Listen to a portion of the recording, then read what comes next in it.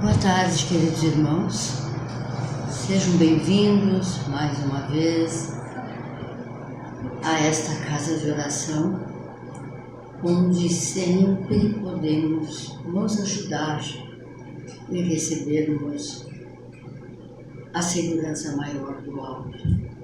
Neste primeiro momento, então, convidamos a todos para que juntos fechemos os olhos suavemente, nos preparando desta forma a harmonia da nossa mente para hoje ouvirmos as palavras do nosso querido irmão Renato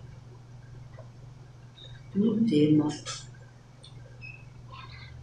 Os Olhos da Alma.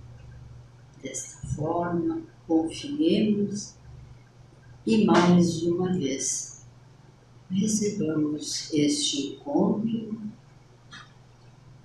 com muita fé, porque com certeza conseguiremos todos sairmos envolvidos nesta luz maior.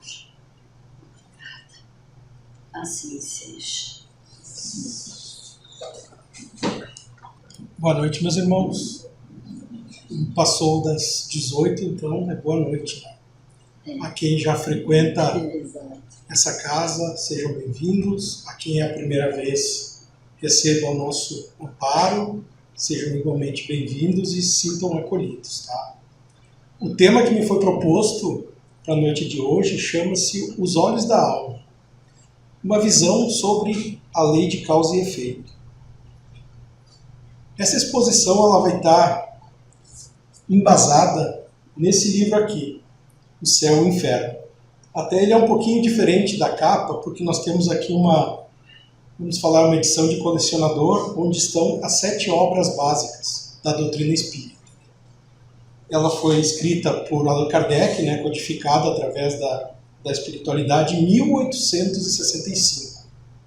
Ela nos traz 2 etapas. A primeira bastante conceitual, falando sobre diferentes visões sobre o que é o céu, o que é o inferno, o que são anjos e demônios. E na sua segunda parte, ela nos traz exemplos de espíritos bons, espíritos rudes e espíritos que passaram aqui na Terra com algumas dificuldades. E a espiritualidade autorizou, naquela época, esse testemunho fosse transcrito para Allan Kardec, virar essa obra para nos orientar. E sobre isso, deixa eu guardar aqui. Nós vamos falar sobre Joseph Matt. Está no capítulo 8º, como eu disse, das expiações terrestres, que vai nos mostrar que essas expiações, essas provas que a gente acaba passando, elas não são punições, e sim ações que a gente ou pediu ou passou e está merecendo passar, mas não é de forma alguma uma punição. E a história que será contada é de Joseph Maître, o Cego. Então, quem foi Joseph Maître? Ele nasce em 1795, lá em Paris. Filho de pais com bastante posses, estudou em ótimas escolas, não passou nenhuma dificuldade, não teve privação. E saindo já da sua adolescência, ele já estava se preparando para trabalhar na indústria. Nessa época, em Paris, tínhamos a Revolução Industrial, então os pais já o encaminhavam. Porém, com 20 anos de idade, ele acaba ficando cego, perde a sua visão. E ele, que foi um rapaz sempre de bom caráter, uma pessoa que sempre voltada para o bem, continuou mesmo tendo essa privação. Manteve a sua índole e nunca se queixou dessa privação. Porém, meus irmãos, aos 40 anos, ele perde a audição. Então, imaginemos que duplicado o suplício, já não termos um dos sentidos, perdermos o outro, sendo que tínhamos, ou seja, o sentimento de perda é muito maior. E ele continuou a sua saga sem se queixar. Aos 50 anos, ele desencarna de forma natural. Chegando no plano espiritual, alguns anos após o seu desencarne, ele se apresenta a Allan Kardec como um espírito feliz, um espírito muito tranquilo, muito sereno, consciente e iluminado, sabendo o que tinha se passado por ele. O testemunho dele é bem simples, porém é bem tocante, e ele vai nos trazer algumas verdades bem interessantes. Por exemplo, a cegueira, a primeira coisa que, quando ele chega no plano espiritual, em relatos para Allan Kardec, é que a sua cegueira desapareceu. Ele retoma a visão e foi tomado por um sentimento de liberdade, de leveza, de uma clareza muito grande. Ou seja, a cegueira era só física aqui da Terra. Ainda contando para Allan Kardec, ele nos traz a expiação de uma vida anterior a essa que ele narra para a gente, onde ele foi amplamente dotado dos poderes, dos sentidos, né, dos dons naturais, porém abusou deles. E com isso acabou arruinando a sua saúde. Aos 30 anos, nessa encarnação prévia, ele fica cego. Só que ele enxerga essa cegueira como culpa de Deus. Começou a culpar, ficou muito indignado, não via como a consequência dos atos que ele havia feito em vida, e sim como algo que Deus tinha preparado para ele que não era para ser. Reage com uma revolta, renega a culpa a Deus, como eu comentei, e em determinado momento ele acaba por tirar, né, a nossa dádiva, a gente implora tanto para reencarnar, e ele se suicida. Neste relato, ele nos conta que quando ele chega no plano espiritual, aí sim ele continua com os mesmos sentimentos de perda de visão, de culpa, de estresse, que ele havia aqui no plano terrestre. Ele fica por um período dessa forma, até o momento em que ele decide levantar, olhar para o céu, pensar, e do fundo do coração ele pede um apoio. E o plano espiritual o recebe, lhe dá todo esse apoio e lhe dá uma chance nova para reencarnar como uma nova vida. Dessa vez, resignado com todas as limitações e a consequência desses atos que ele teve, e essa encarnação teria um caráter reparador, que é a encarnação que eu comentei, como ele era conhecido lá, Joseph Maitreyi. Então, meus irmãos, a prova, a cegueira, não foi uma punição de Deus. Foi uma oportunidade que ele teve do seu crescimento moral. Todo esse sofrimento que ele teve foi um instrumento de aprendizado e evolução. Quando ele aceita toda essa dificuldade, sem se queixar, sem se revoltar, acabou sendo a resposta, foi a chave para a sua felicidade espiritual. E se colocarmos nas ferramentas de busca da internet Joseph Maitreyi, não veremos ilustrações, artigos, pois ele foi uma pessoa muito simples, passaria até desapercebida pelo plano espiritual. Porém, foi uma pessoa que viveu com retidão, com bondade e com uma fé sincera. Esse é um dos grandes exemplos que ele nos traz. O tema Lei de Causa e Efeito, ele está presente em várias dessas obras, que é um princípio moral que explica como nossas ações, né, sejam nossos pensamentos, as nossas palavras ou os nossos atos, elas geram consequências, sejam nesta ou numa próxima vida. Trazendo para a parte física, vamos falar assim, a terceira lei de Newton, né, quem estudou física e engenharia, sabe que toda ação gera uma força contrária com a mesma força. Só que aqui, na doutrina espírita, a gente, vamos dizer que aperfeiçoa ela, porque esse retorno que ela faz não é um castigo, e sim um aprendizado. Então, toda ação que fizemos gerou uma consequência, e essa consequência vai nos servir para nos tornarmos pessoas melhores. Quando temos, por exemplo, boas ações, trazemos efeitos positivos, um sentimento de crescimento, um sentimento de amor, uma harmonia, às vezes questões simples, deixar o carro da frente passar, às vezes é tão difícil, a gente se sente melhor. Porém, quando fizemos as más ações, também trazemos para nós efeitos desafiadores, necessidades de reparação, mas aqui eu trago também o que a doutrina tem de muito bom, que é a possibilidade de aprendermos.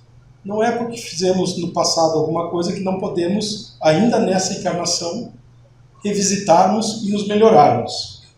Prova disso, nosso mestre, nosso modelo e guia, Jesus Cristo, através do Evangelho de Pedro, que, segundo minha pesquisa, foi escrito no ano entre 60 e 64 depois de Cristo, nos traz que o amor cobre uma multidão de pecados. E aqui eu trago que a palavra, que o verbo é cobre e não encobre. Então, sim, temos que ter ciência, saber, temos possibilidades, como diz aqui, focar na nossa restauração e na nossa reconciliação. Não simplesmente passarmos uma vida na erraticidade e chegar no final da vida e dizer, sou paz e amor, vou encobrir tudo o que eu fiz. Não, não é isso. É no caráter de tentarmos sempre nos melhorarmos e buscarmos aquilo, seja alguém que fez algo para nós ou algo que fizemos para outra pessoa. Há sempre uma chance de nos melhorarmos e nos redimirmos. Voltando então para o nosso personagem principal da história, Joseph Matter, ele agradece a Deus pela prova, que é um dos pontos mais belos desse depoimento, porque a limitação dele ajudou ele a evoluir e a enxergar o essencial da vida. E trazendo uma reflexão para todos nós, quantas vezes a gente enfrenta algum tipo de cegueira no nosso dia a dia? Diante da necessidade do próximo, a caridade, uma cegueira emocional, uma cegueira moral, de costumes, ou mesmo uma cegueira espiritual que nos impede de vermos a vida com gratidão e enxergarmos o que está preparado para nós ali no passo seguinte. É muito belo, mas a gente sabe que não é fácil. Eu, essa semana, passei por uma situação que, quando preparava esse material, eu disse, é para mim esse material, porque a gente tem que ter uma capacidade de olhar e ver lá na frente, porque às vezes questões turbulentas parece que nos fecham a nossa visão. E quantas vezes, como eu disse, a gente chega diante de um desafio e diz, meu Deus, por que eu? Porém, Joseph Matter nos ensina a fazermos uma pergunta diferente. Para que eu? Para que eu estou recebendo essa prova? O que essa prova quer despertar em mim? Será que tem alguma virtude, algum dom, algo que está escondido em mim que essa prova vai me fazer elevar? É a pergunta que me fiz essa semana, como eu comentei. E trazendo aqui agora um pedaço do artigo que está, como eu comentei, no capítulo 8, essa eu vou ter que ler toda, tá? O retrospecto ao passado faz que me julgue muito feliz, relativamente pelo que dou graças a Deus. Quando, porém, olho para o futuro, vejo a grande distância que ainda me separa da completa felicidade. Tendo já espiado, ainda me faltava reparar. A última encarnação só a mim aproveitou, pelo que espero recomeçar brevemente, por existência que me permita ser útil ao próximo, reparando por esse meio a inutilidade anterior. Só assim me adiantarei na boa senda, sempre franqueada aos espíritos possuídos de boa vontade. Lendo isso, me fez pensar que de tempos em tempos aqui na Terra surgem espíritos assim, não só na parte religiosa, espiritual, às vezes de negócios, pessoas boas que trazem evoluções aqui no mundo. Provavelmente a próxima encarnação de Joseph Maitreyi será uma pessoa assim, que trará a palavra, trará muitos exemplos e fará toda a nossa humanidade evoluir, pouco a pouco, mas são os missionários que Deus nos envia.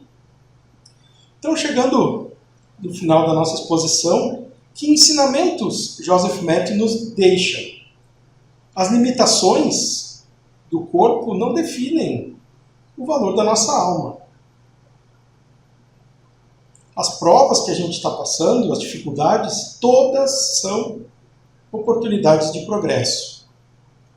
As dificuldades que a gente tem na Terra, muitas vezes não são definitivas lá no plano espiritual, às vezes até o contrário. Pessoas sofredoras aqui são felizes no plano espiritual e vice-versa. O livro traz alguns exemplos disso. Felicidade espiritual nasce da consciência tranquila. Isso, né? Travesseiro tranquilo é a nossa consciência, é a melhor sono, né? Nada de forma alguma acontece por acaso. Por quê? Porque o nosso Deus é justo, sábio e amoroso em tudo o que faz. Em tudo tem um porquê que a gente às vezes não entende aqui, mas vai entender em determinado momento. Então, meus irmãos, que como Joseph Maitreyi, possamos aceitar as nossas provas com coragem e serenidade. Que temos fé para seguir mesmo quando as circunstâncias nos pareçam sombrias. E que ao final da nossa jornada possamos erguer nossas mãos para cima, olhar para o céu, ao grande arquiteto do universo e dizer: sou feliz, pois eu cumpri o meu dever. Que assim seja. Então, meus irmãos, convido a todos para novamente serenar nosso pensamento, amando nosso coração, cerrando levemente nossos olhos, agradecidos pela tarde de hoje, pelo final de semana, que possamos cada um de nós, dentro do que veio buscar, dentro do que merece, possa receber as respostas, as bênçãos, de familiares também, sabedores que essa casa, que é um hospital de almas, é uma escola, muito trabalho se faz aqui, sempre voltado para o bem, sempre voltado para a nossa evolução. Saibamos seguir sempre o exemplo de Jesus Cristo, nosso modelo e guia, para seguir a nossa caminhada e que tenhamos todos um resto de sábado e um ótimo domingo. Que assim seja.